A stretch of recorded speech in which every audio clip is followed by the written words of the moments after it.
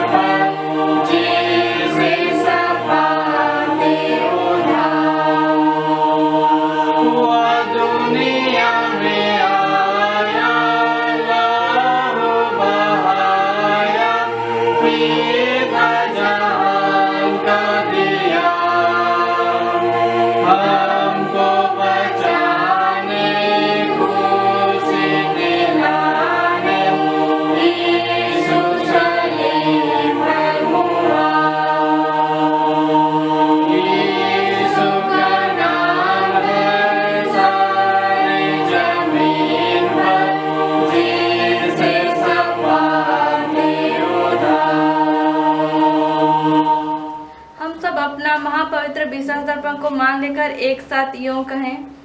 मैं विश्वास करता हूँ परमेश्वर पिता पर, जो स्वर्ग पृथ्वी का सर्वशक्तिमान सृजनहार है, और उसके इकलौते पुत्र अपने प्रभु यीशु ख्रीस्त पर, जो पवित्र आत्मा से गर्भ में आया, कुंवारी मरियम से उत्पन्न हुआ, पिलातुस पिलातुस की आज्ञा से दुख उठाया, क्रूस पर चढ़ाया गया, मार गया, गड़ा गया, पाताल में उतरा, तीसरे दिन मृतकों में से जी उठा, स्वर्ग पर चढ़ गया और परमेश्वर सर्वशक्तिमान पिता के दाहिने में बैठा है, जहाँ से वह जीवितों और मृतों का विचार करने को फिर आवेगा।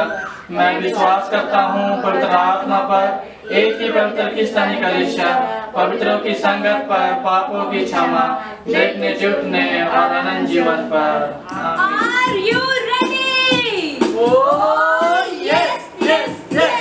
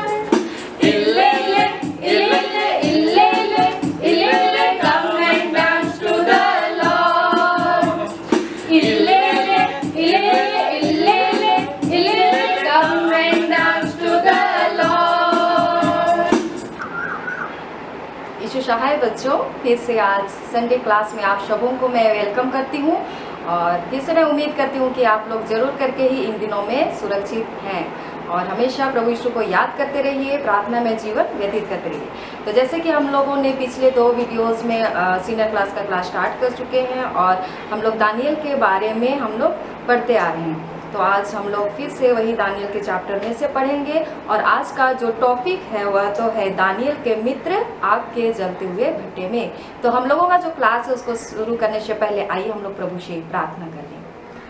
हे सर्वशक्तिमान ईश्वर दयालु पिता परमेश्वर, धन्यवाद देते हैं इस सुंदर दिन के लिए, नए जीवन के लिए। प्रभु तूने हम सबों के साथ रहा और पुनः आज इस नए दिन में हम सबों को सकुशल ले पहुंचाया है।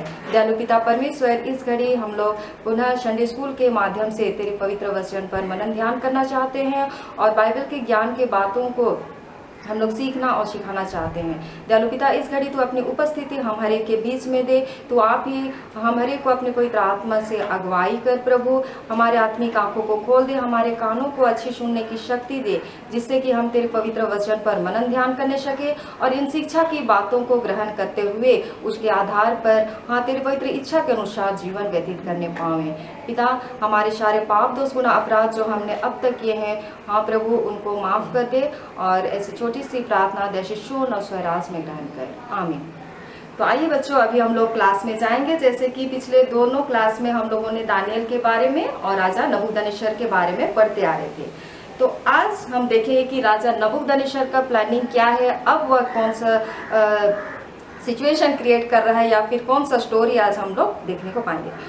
जबकि हम लोग जानते हैं कि नबूकदनेस्सर राजा जो बहुत ही शक्तिशाली राजा था, अब उसका प्लानिंग होता है, अब वह एक सोने की मूरत बनवाता है, बहुत विशाल बहुत बड़ी सोने की मूरत बनवाता है, जिसका ऊंचाई जो कि 60 हाथ की थी और चौड़ाई 6 हाथ की थी। और जानते हो बच्चों, उसने उस मूरत को कहाँ खड़ी करवाई? उसने बबूल के प्रांत के दूरा नाम मैदान में, एक बड़ा सा मैदान में अपने बनाए हुए उस सोने की मूरत को वह खड़ी करवाता है, ताकि दूर दूर से लोग उसको देख सके। अब राजा जो है उस मूरत की प्रतिष्ठा करना चाहता था, उसका उद्घाटन करना चाहता था। अब उद्घाटन समारोह में इसलिए जितने भी अधिपति थे, न्यायी थे, शास्त्री थे, गवर्नर, जज, सबों को इनवाइट किया जाता है। अब उद्घाटन समारोह आता है और साथ ही साथ उस समारोह के लिए राजा ने यह भी घोषणा करवाई और यह ढिंडोरा पिटवाया कि जितने भी देश के और भिन्न भिन्न जाति के लोग हैं, उनके बीच में यह ढिंडोरा पिटवाया गया कि ज्यों ही उस उद्घाटन समारोह में ज्यों ही बीणा, बांसुरी और जैसे कि हम लोग देखते हैं नरसिंगा, सितार, शहनाई, ऐसे कई तरह के वाद्य यंत्रों की जो ध्वनि बजाई जाएगी, और जैसे ही लोग उस ध्वनि को सुनेंगे वे क्या करेंगे ना, उस सोने के मूरत के सामने उसको झुककर दंडवत करेंगे।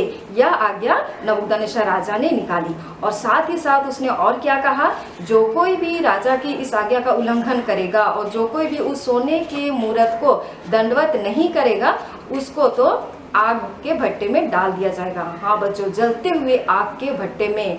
हम लोग को जब एक माचिस का तिल्ली को जब हम लोग जलाते हैं, उसका थोड़ा सा आग का आंच भी हमारी उंगली में अगर लग जाए तो हमें कितना तकलीफ होती है। तो सोचिए, राजा ने ऐसे आज्ञा निकाली कि अगर उनकी आज्ञा को नहीं मानते हैं तो उनको आग के भट्टे में डाल दिया जाएगा। हाँ प्रिय बच्चों, 1 सेकंड भी नहीं लगेगा पूरे भस्म हो जाने में। तो इस तरह से राजा ने आज्ञा निकाली और इस कारण से जब जो ही सभी लोग जब उपस्थित थे और उद्घाटन समारोह शुरू होता है और जो ही बीणा, सारंगी और कई तरह के वाद्य यंत्र बजाए जाते हैं, तो सभी लोग क्या करते हैं ना, वहाँ के जितने भी उपस्थित लोग वे क्या करते हैं, उस मूरत के सामने वे लोग झुककर उसको दंडवत करते हैं। पर यहाँ पर हम लोग देखते हैं दानियल के जो 3 मित्र थे, उनका नाम था क्या, सद्रक, मेशक और अबेदनगो। हम उनको देखते हैं कि वे तीनों जो हैं उस मूरत के सामने दंडवत नहीं करते। और जैसे ही लोगों को इसका पता चलता है, क्या करते हैं ना, राजा के सम्मुख वे लोग कंप्लेन देते हैं। तो यहाँ पर हम लोग देखेंगे कि जो 3 मित्र थे, सद्रक, मेशक और अबेदनगो, वे जो सोने की मूरत थे उसके सामने वे दंडवत नहीं करते, क्योंकि वे लोग जानते थे कि परमेश्वर का जो आज्ञा है, जैसे कि हम लोग पाते हैं उसको निर्गमन 20 उसका 4 का 5 पद में, जिसमें लिखा हुआ है कि निर्गमन 20 4 और 5 में तू अपने लिए कोई मूर्ति खोद कर ना बनाना, तू उनको दंडवत ना करना। तो यह परमेश्वर की ओर से जो आज्ञा थी उसको वे लोग जानते थे। और जानते हो बच्चों, ये आज्ञा हमारे लिए कहाँ पर दिया गया है? हाँ, हम लोग 10 आज्ञा में देखते हैं। उसका कौन सा आज्ञा है? दूसरी आज्ञा। उसमें क्या लिखा हुआ है? किसी प्रकार की मूर्ति पूजा मत कर। और ये आज्ञा उन्हें बहुत अच्छी तरह से मालूम था। तो इस आज्ञा के अनुसार वे लोग अपने परमेश्वर पर विश्वास करते हैं और वे लोग जो सोने की मूर्ति खड़ी कराई गई थी उसको वे दंडवत नहीं करते। तो जब लोगों को यह पता चला और कई कसदी पुरुष वे लोग क्या करते हैं ना, राजा के पास जाते हैं ये कंप्लेन लेके कि जो यहूदी लोग हैं, वो लोग जो 3 यहूदी सद्रक, मेशक, अबेदनगो, वो तो उस सोने की मूर्ति के सामने झुकते भी नहीं और उसको दंडवत भी नहीं कर रहे हैं, और ना ही तेरे जो देवी देवताओं की वे लोग तो उपासना करते हैं। अब राजा जो है वो बहुत ज़्यादा गुस्सा हो जाता है, झुंझला जाता है और बोलता है कि उन्हें मेरे पास लेके आओ। तो राजा के जो पुरुष थे वे लोग क्या करते हैं ना, उन तीनों को राजा के सम्मुख ले आते हैं। अब राजा यहाँ पर उन लोगों को और एक मौका देता है और उनसे कहता है कि ठीक है, तुम लोगों ने पहली बार तो नहीं दंडवत की, अब दूसरी बार मैं तुम्हें एक मौका देता हूँ। अब की बार जैसे ही बांसुली, वीणा, सारंगी ये सब बजाई जाएगी, तुम क्या करो ना, उस सोने की मूर्त को छूकर उसको दंडवत करो, क्योंकि ऐसा कोई ईश्वर नहीं है जो कि तुमको मेरे हाथ से बचा सके। हाँ बच्चों, यहाँ नबूकदनेस्सर को हम देखते हैं कि वो इतना घमंडी हो जाता है कि वह कहता है कि मेरे हाथ से तुम लोगों को कोई भी बचा नहीं सकता और ऐसे कोई भी ईश्वर नहीं है। तो इस तरह का बातें राजा उन तीनों से करता है। पर यहाँ हम लोग देखने को पाते हैं कि राजा की जो यह धमकी कह सकते हैं, ये बातें उनको मतलब किसी प्रकार का असर उन पर नहीं पड़ता, प्रभाव नहीं पड़ता और बहुत ही सुंदर तरीके से वे लोग राजा को उत्तर देते हैं, क्योंकि वे परमेश्वर पर विश्वास रखते थे, उसकी शक्ति पर भरोसा रखते थे। तो वे कहते हैं, जैसे यहाँ लिखा हुआ है, हमारा परमेश्वर जिसकी हम उपासना करते हैं वह हमको उस धधकते हुए भट्टे की आग से बचाने की शक्ति रखता है, वरन हे राजा वह हमें तेरे हाथ से भी छुड़ा सकता है। तो इतना विश्वास था उन्हें अपने परमेश्वर पिता पर और परमेश्वर पिता की शक्ति पर। उन्हें पूरा विश्वास था कि हमारा परमेश्वर पिता इतना शक्तिशाली है कि हम लोगों को मृत्यु के मुख से भी वह छुड़ा सकता है, उससे भी बाहर निकाल सकता है। और परमेश्वर की शक्ति पर उन्हें थोड़ी सी भी डाउट नहीं थी और इसलिए वे लोग पूर्ण रूप से परमेश्वर पिता पर समर्पित थे। और इसलिए वे लोग राजा को कहते हैं कि अभी चाहे अंजाम कुछ भी हो जाए और हम लोगों को किसी प्रकार का दंड भी क्यों ना दिया जाए, हम लोग लेकिन राजा के जो खड़ी कराई गई मूर्ति है उसके सामने हम लोग नहीं झुकेंगे या तो फिर उसको दंडवत नहीं करेंगे। तो इस तरह से वे लोग दृढ़ता पूर्वक करते हैं। यहाँ हम लोग और एक बात देखेंगे, वो लोग परमेश्वर पिता के शक्ति को तो पूरी तरह से जानते थे और वो लोग यहाँ नहीं जानते थे कि परमेश्वर पिता अब उन लोगों को बचाएगा कि नहीं, इसकी यह गारंटी उन लोगों के पास नहीं थी। वे लोग परमेश्वर की शक्ति को पूरा विश्वास करते थे, उस पर दृढ़ विश्वास थे, लेकिन उन्हें परमेश्वर पिता बचाएगा कि नहीं ये वो लोग नहीं जानते थे। फिर भी वो लोग क्या करते हैं ना, अपने देह प्राण सबको वे लोग परमेश्वर पिता पर अर्पण कर देते हैं। वे लोग फुल सरेंडर थे परमेश्वर पिता पर और इसलिए वे मृत्यु से नहीं डरते और राजा ने जो कुछ भी ऑर्डर निकाली थी उसको वे लोग मतलब राजा को वे लोग बोलते हैं कि चाहे अब अंजाम कुछ भी क्यों ना हो जाए, लेकिन हम लोग जो सोने की मूर्ति के आगे तो ना ही झुकेंगे और ना ही उसको दंडवत करेंगे। तब राजा जो है बहुत ज़्यादा और भी झुंझला उठता है और वह तुरंत गुस्सा से उनके लोगों को कहता है कि इन तीनों को जलते हुए भट्टी में डाल दिया जाए। यहाँ तक कि जो आग का भट्टी था उसको 7 गुना और भी धधका दिया गया, मतलब और भी उसको आग को जला दिया गया। और तब साधक, मेशक और अबेदनगो को बांध के उस आग के भट्टी में डाल दिया जाता है। तो सोचिए, आग के भट्टी में डाल दिया गया तो क्या हालत हुआ होगा। वो लोग तो एकदम से ही वो लोग खत्म हो गए होंगे। यही कल्पना हमारी मन में आ रही है ना बच्चों, पर नहीं, एक दृश्य राजा वहां पर देखता है। क्या देखता है? उस आग में राजा देखता है उसमें तो 3 पुरुषों को डाला गया था, लेकिन अब राजा को दिखाई देता है कि उस आग के भट्टी में 4 पुरुष खड़े हैं और वे तो एकदम आराम से आग के बीच में खुले हुए पूरे टहल रहे हैं और उन्हें पूरे अच्छे ठीक ठाक वे लोग खड़े हैं, आराम से वहाँ घूम रहे हैं। उनके देह में जो आग का लो उनका कुछ भी प्रभाव नहीं पड़ रहा है। और राजा यहाँ कहता है कि वह चौथा पुरुष कौन है, बोलता है राजा यहाँ। और राजा यह भी कहता है कि वह पुरुष का स्वरूप, वो जो चौथा पुरुष राजा को दिखाई दे रहा था उसका स्वरूप कैसा था? उसका स्वरूप तो ईश्वर के पुरुष के सदृश है। राजा यह खुद कहता है कि वह जो चौथा पुरुष दिख रहा था वह तो ईश्वर के पुरुष के सदृश है। तो हाँ प्रिय बच्चों, चौथा पुरुष तो परमेश्वर का पुत्र ही था और यह घटना देख करके राजा और भी ज़्यादा अचंभित हो जाता है। अब वह जल्द से जल्द जाता है उस आग के भट्टी के पास और तीनों को वहां से बाहर निकल आने की आज्ञा देता है। तो जैसे ही राजा उन्हें बाहर निकलने को कहता है वे तीनों बाहर आते हैं और सभी लोग यह देखकर अचंभित हो जाते हैं कि उनकी देह में तो आग का कोई भी मतलब प्रभाव ही नहीं पड़ा था। उनका शरीर का कोई भी अंग नहीं जला हुआ था, ना ही उनके शरीर से किसी प्रकार की आग की बदबू आ रही थी, वरन वे संपूर्ण रूप से वे सुस्वस्थ थे। तो इस तरह से यह सब घटना देखकर राजा भी अचंभित होता है, वहाँ के लोग भी अचंभित होते हैं। तब राजा फिर से यहूदियों का परमेश्वर की प्रशंसा राजा करते हैं। तो आज जो हम लोग ये सब घटना देखें तो इससे हम लोग यही सीख लेते हैं, यह शिक्षा हमें मिलता है कि अगर हम लोग तन से मन से संपूर्ण रूप से अगर परमेश्वर पिता पर हम लोग सरेंडर है और उसके शक्ति पर हम लोग थोड़ा भी अगर संदेह नहीं करते हैं और अपने आप को समर्पित कर देते हैं तो हमारे जीवन में भले ही कैसा भी सिचुएशन क्यों ना आए, उस सिचुएशन से हमें प्रभु परमेश्वर बहुत ही सुंदर तरीका से बाहर निकालेगा। यहाँ तक कि हम अगर किसी बड़े समस्या में पड़े रहेंगे तो उस वक्त भी परमेश्वर वह खुद आप ही हमारी सहायता के लिए उपस्थित होगा और हमें बचाएगा और हमें नया जीवन देता है।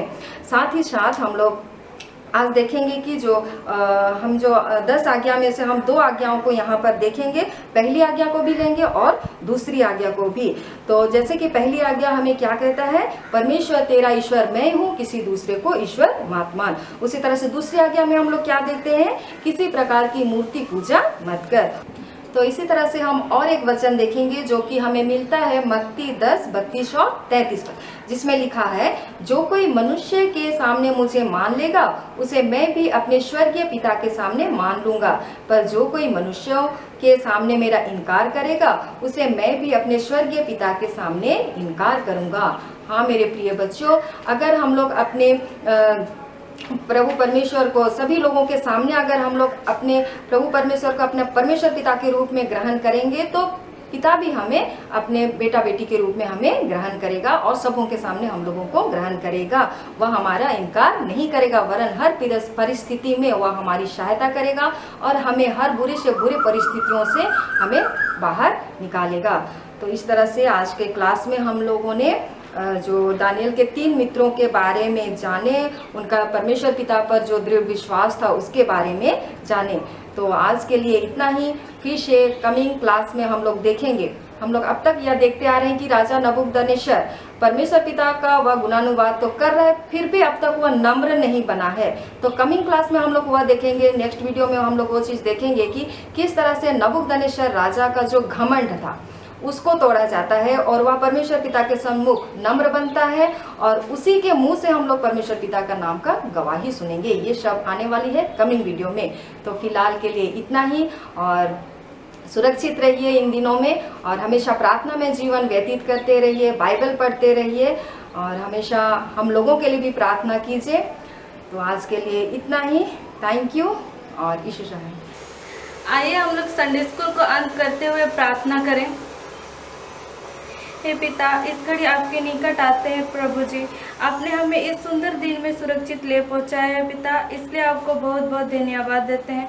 आज के दिन में हमें जिस तरह सुरक्षित ले पहुंचा वैसे भी आगे ही तो हमारे हाथ पकड़ के चल पिता, और इस महामारी के दिन में भी आप जिस तरह हमें संभाल के इस नए दिन में ले पहुंचा वैसे ही आगे भी हमें नए नए दिनों को देखने का मौका दे पिता, और अपने स्वर्गीय बुद्धि और ज्ञान से हमें परिपूर्ण कर, ताकि हम आपके वचनों से सब कुछ सीखें और अपने जीवन में आगे बढ़ने पाए पिता। हमने अपने जीवन में जाने अनजाने में बहुत से पाप दोष गुनाह अपराध किए हैं प्रभु जी, उन सबों को तो क्षमा कर और हमें अपने आशीष से परिपूर्ण कर। और इस प्रार्थना को आपके प्रिय पुत्र हमारे उद्धारकर्ता यीशु ख्रीष्ट के मीठे नाम से मांगते हैं, इसे सुन और स्वर्ग सिंहासन में अपने महिमा के निमित्त ग्रहण कर। आमीन। हे हमारे पिता, तू जो स्वर्ग में है, तेरा नाम पवित्र किया जावे, तेरा राज आवे, तेरी इच्छा जैसे स्वर्ग में से पृथ्वी पर भी हो। हमारे प्रतिदिन की रोटी आज हमको दे और हमारे अपराधों को क्षमा कर, जैसे हम भी अपने अपराधियों को क्षमा करते हैं, और हमको परीक्षा में मार डाल, परंतु बुरे से छुड़ा, क्योंकि राज, पराक्रम और महिमा सदा तेरी है। आमीन।